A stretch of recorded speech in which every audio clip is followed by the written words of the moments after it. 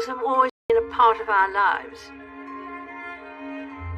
I think there's a difference to watching a home movie when you know who it is on the other side of the lens, holding the camera. It adds to the sense of intimacy. Like many families, my parents wanted to keep a record of our precious moments together.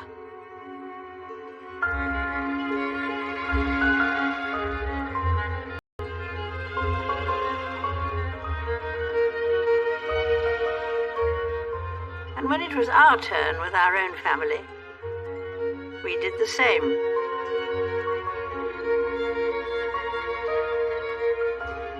I always enjoyed capturing family moments.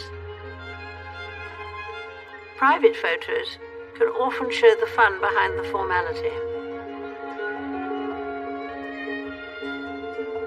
I expect just about every family has a collection of photographs or films that were once regularly looked at to recall precious moments, but which over time are replaced by newer images and more recent memories. You always hope that future generations will find them interesting and perhaps be surprised that you too were young once.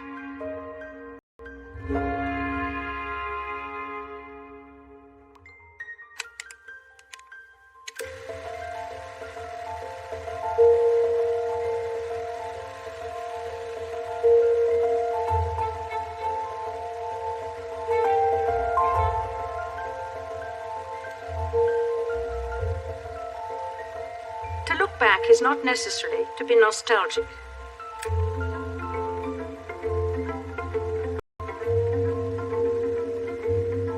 Winston Churchill, my first Prime Minister, said that the further backward you look, the further forward you can see.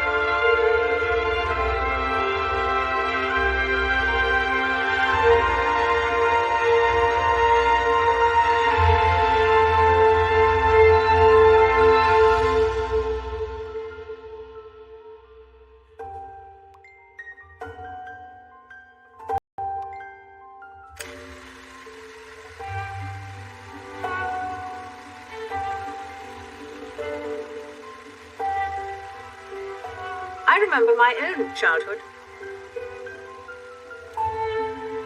My mother always gave me support and encouragement.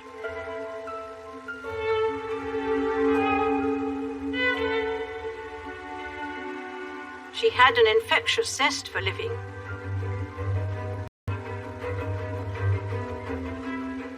And an extraordinary capacity to bring happiness into other people's lives.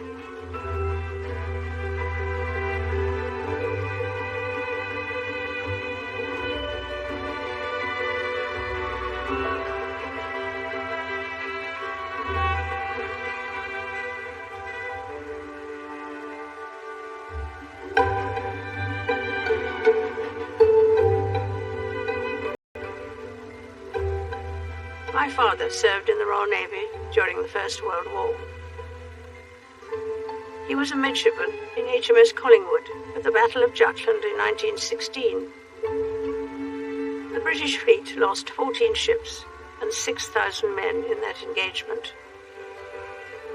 He wrote in a letter, "How and why we were not hit beats me."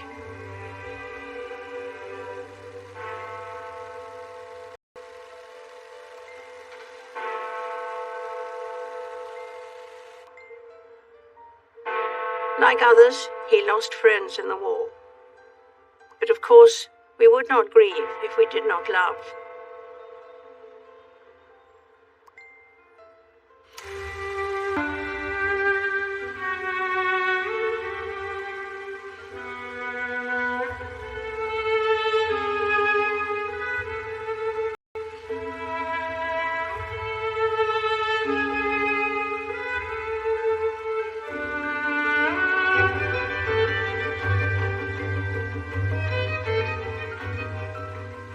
In my experience, the positive value of a happy family is one of the factors of human existence that has not changed.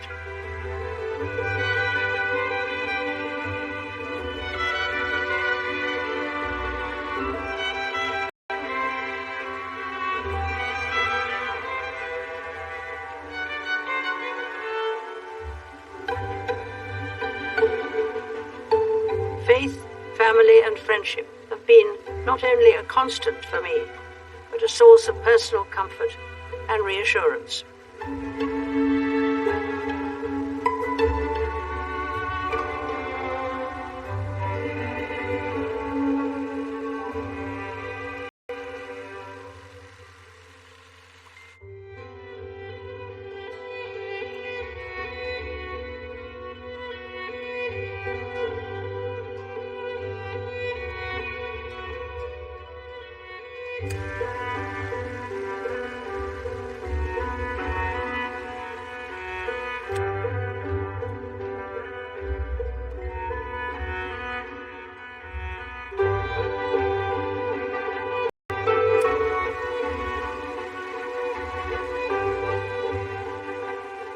My grandfather couldn't have known what was in store for his grandchildren.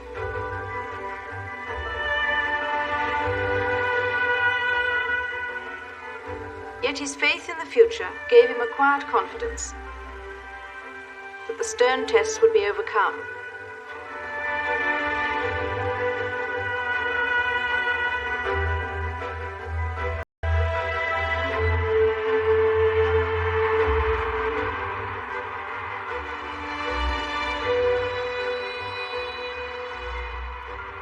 I look forward to the future with faith and hope. It is to the young that the future belongs. And when the time comes, be ready and proud to give to your country the service of your work, your mind, and your heart. Within 8 months of the Silver Jubilee, King George lay dead. King George V, greatly loved and gratefully remembered.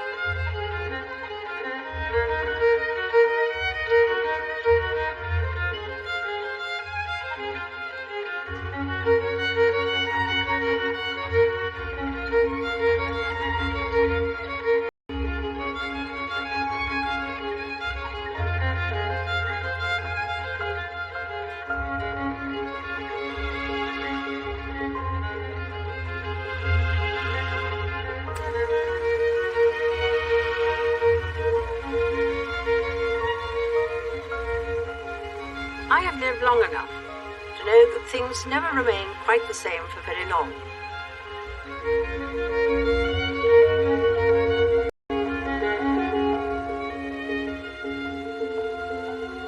No one can make history stand still. Events and situations change at startling speed.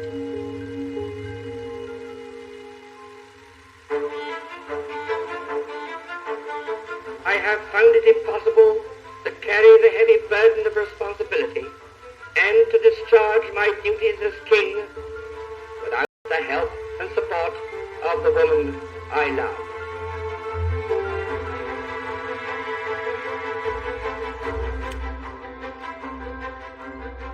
This decision has been made less difficult to me by the sure knowledge that my brother, with his fine qualities, will be able to take my place forthwith.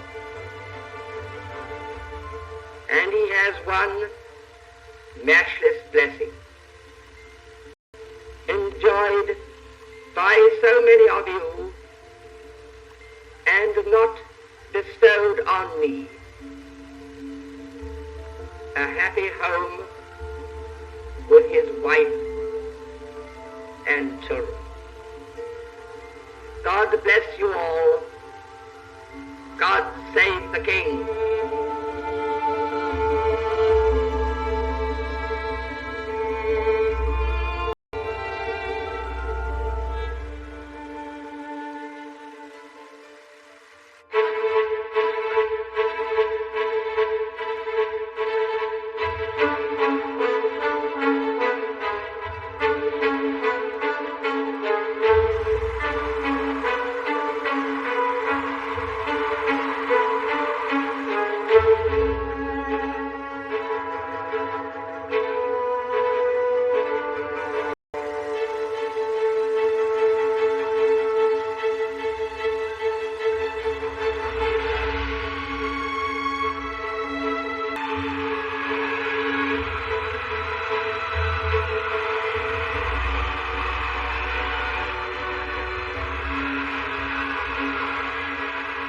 I remember my father making me write down what I remembered about his coronation.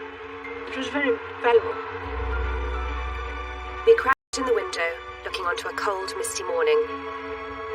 We did not eat very much, as we were too excited. Happy, excited crowds, raining though it may be. The police are having trouble to keep the route clear. Millions cheering themselves forth this glorious coronation day. I cannot find words with which to thank you for your love and loyalty to the Queen and myself. If in the coming years I can show my gratitude in service to you, that is the way, above all others, that I should choose.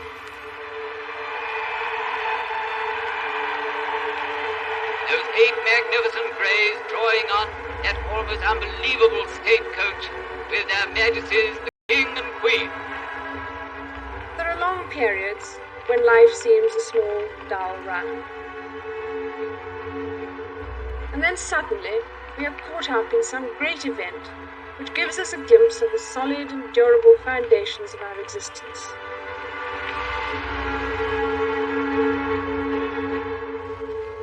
The members of the royal family take their places.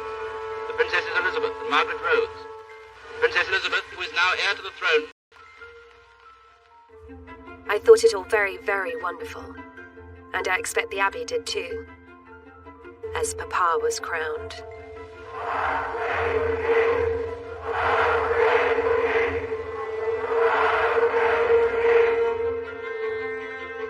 At the end, the service got rather boring, as it was all prayers.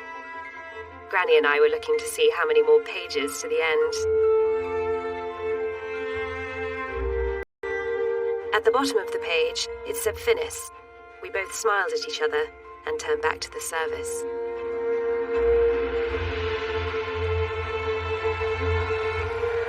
The Queen and I will always keep in our hearts the inspiration of this day. I thank you from my heart, and may God bless you all.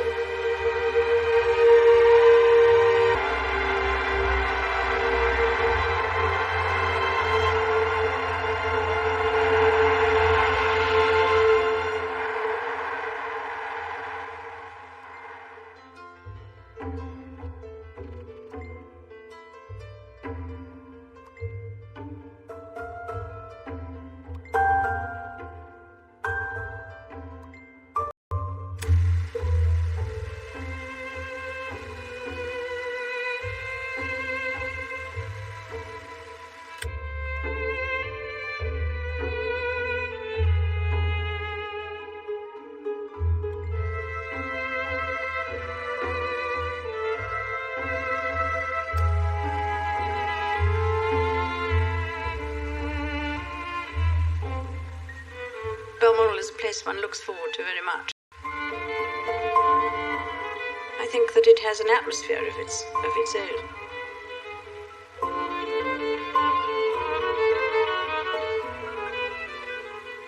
families so often treasure their routines and embrace the roles, traditions and values that mean so much to us.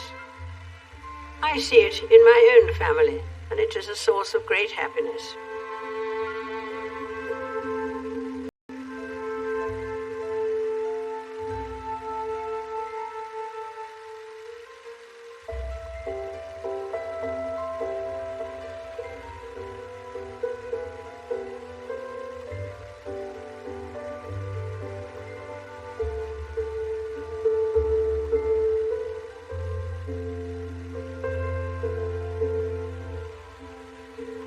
Europe is now profoundly troubled. I would end with a special word of greeting to those of my listeners who are young.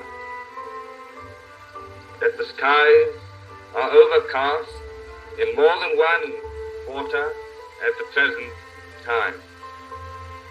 Do not lose heart. Life is a great adventure. The key to all true progress lies in faith, hope, and love.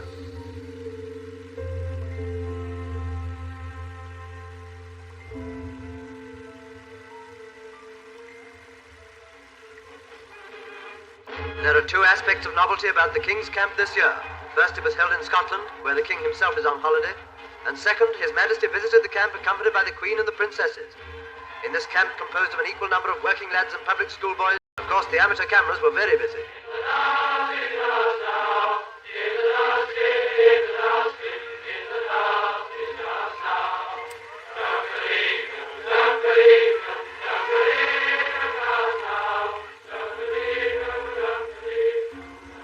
People matter. And it is our relationship with one another that is most important. What people are and what people do does make all the difference. The joint efforts of individuals can defeat the evils of our time. The King returns to London. Hitler and Stalin sign their pact. On the fateful first Sunday in September, Parliament meets, and the world knows that Britain is at war. At home, we settle down to a new life.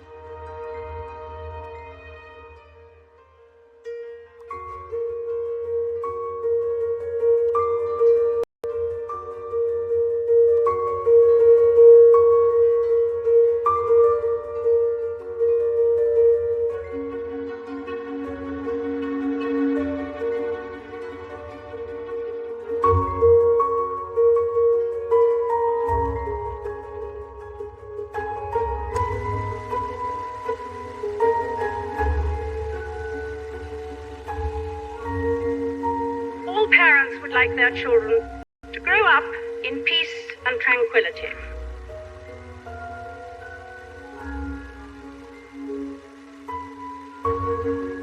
But for most of this century, the people of this world have had to live through bewildering changes and upheavals.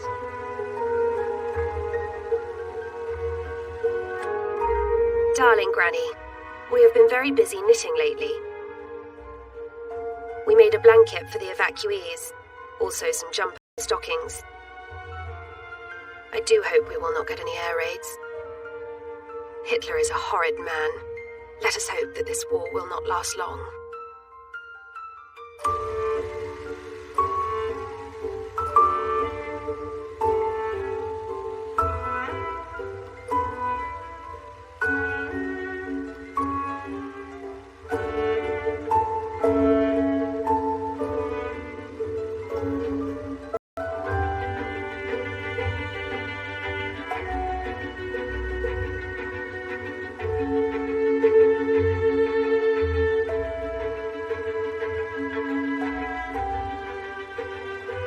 Some cultures believe a long life brings wisdom. I'd like to think so.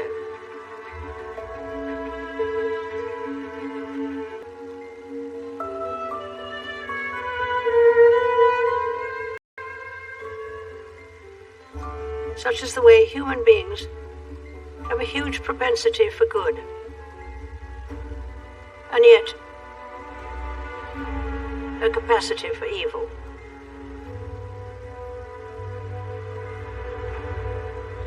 Germany's wild attack becomes more savage every hour. Down swoop their bombers on undefended towns, down upon women and children. The outlook seemed bleak.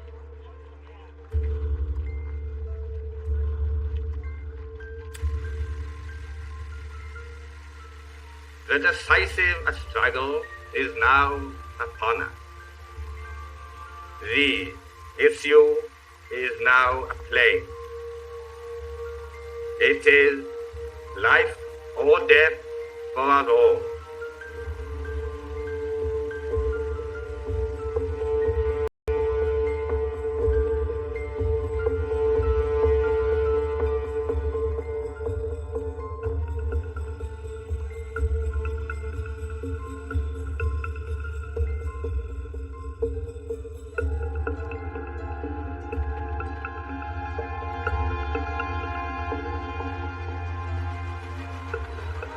For the very first broadcast I made, helped by my sister, we spoke to children who had been evacuated from their homes and sent away for their own safety.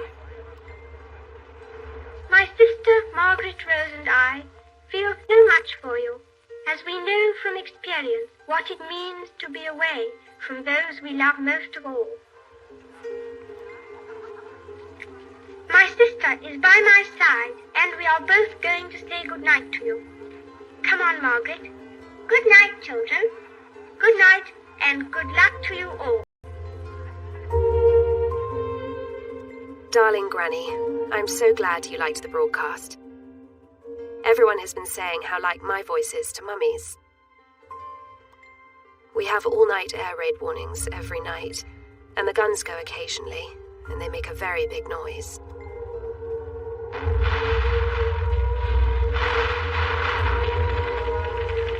The war affected everyone, and no one was immune from its impact. From the humblest dwellings of the poorest people to Buckingham Palace. This was the effect of a time bomb that exploded in the grounds of the King's London home. It fell close to the King's sitting room. Truly, this is a war of all the people. Darling Granny, bits here and there gone completely. When 5 bombs fell on and around the palace, the home of our beloved sovereign and his consort is again damaged. Buckingham Palace for the third time is hit by Nazi bomb. We thank God that their majesties were unhurt. The news of the war has been very bad lately, but we will never give in. Your very loving granddaughter, Lilibet.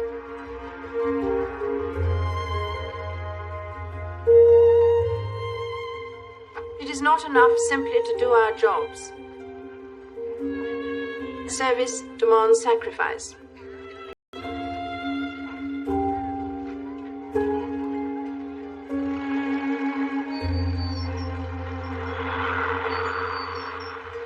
We mourn the passing of the King's younger brother, who lost his life on active service. The Duke, who was an airman in his own right, had undertaken duties concerning the welfare of RAF personnel and was on his way to Iceland when the crash occurred.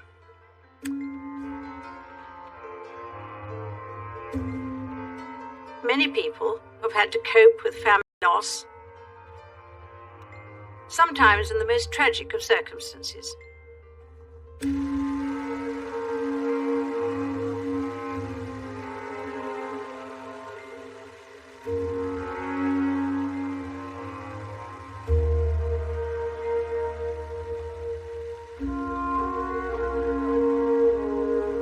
Darling Granny, it was so very sad about poor Uncle George. His death was such an awful shock, and we will all miss him a great deal. He was always so very kind to us.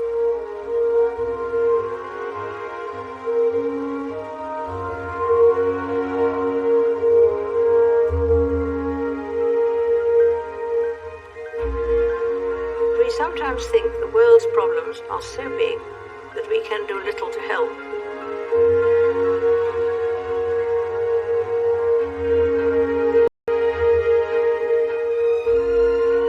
On our own, we cannot end wars or wipe out injustice.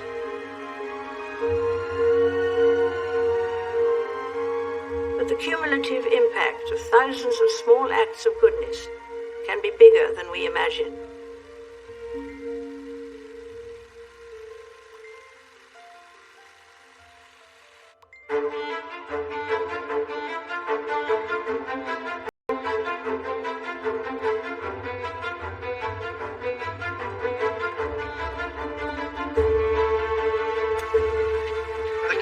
Was setting an example of untiring devotion.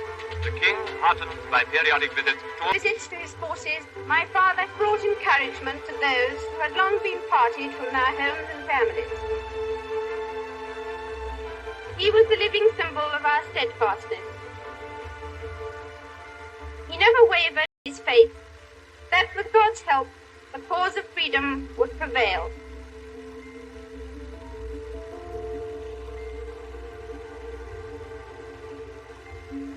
In a broadcast to the nation, my father said, "What is demanded from us all is something more than courage and endurance.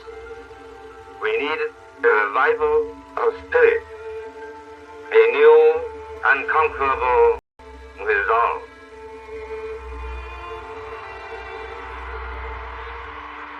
I remember waiting for the Prime Minister's announcement of the end of the war in Europe. Hostilities will end officially at 1 minute after midnight tonight, Tuesday, the 8th of May. We may allow ourselves a brief period of rejoicing. We kept faith that the cause was right, and this belief carried us through. Never give up, never despair. That was the message of VE Day. I vividly remember the jubilant scenes my sister and I witnessed with our parents and Winston Churchill from the balcony of Buckingham Palace. The sense of joy in the crowds who gathered outside and across the country was profound.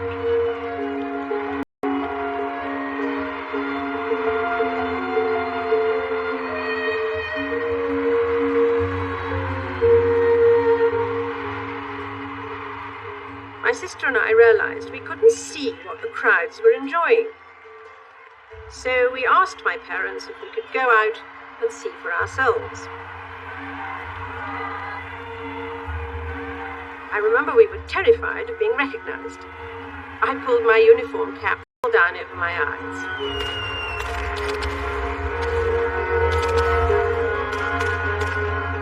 We walked miles through the streets. I remember lines of unknown people linking arms and walking down Whitehall, all of us just swept along on a tide of happiness and relief. I think it was one of the most memorable nights of my life.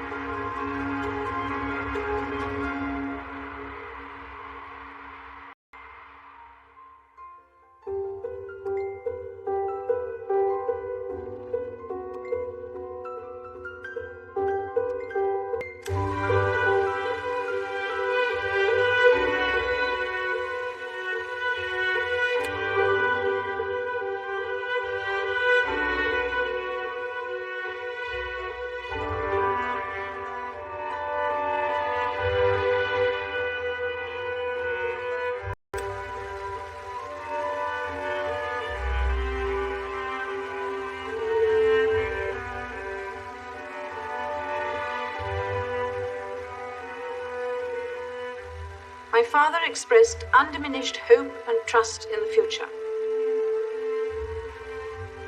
Have faith in life at its best, and bring to it your courage, your hopes, and your sense of humor.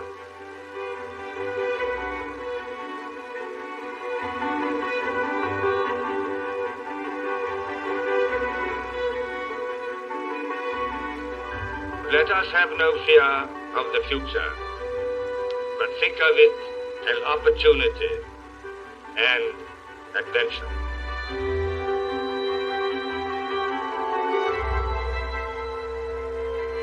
No official announcement of the princess's engagement had yet been made. The name of Lieutenant Philip Mountbatten, formerly Prince Philip of Greece, has been repeatedly mentioned throughout the world. To inquirers about her engagement, the princess said, "You must wait and see."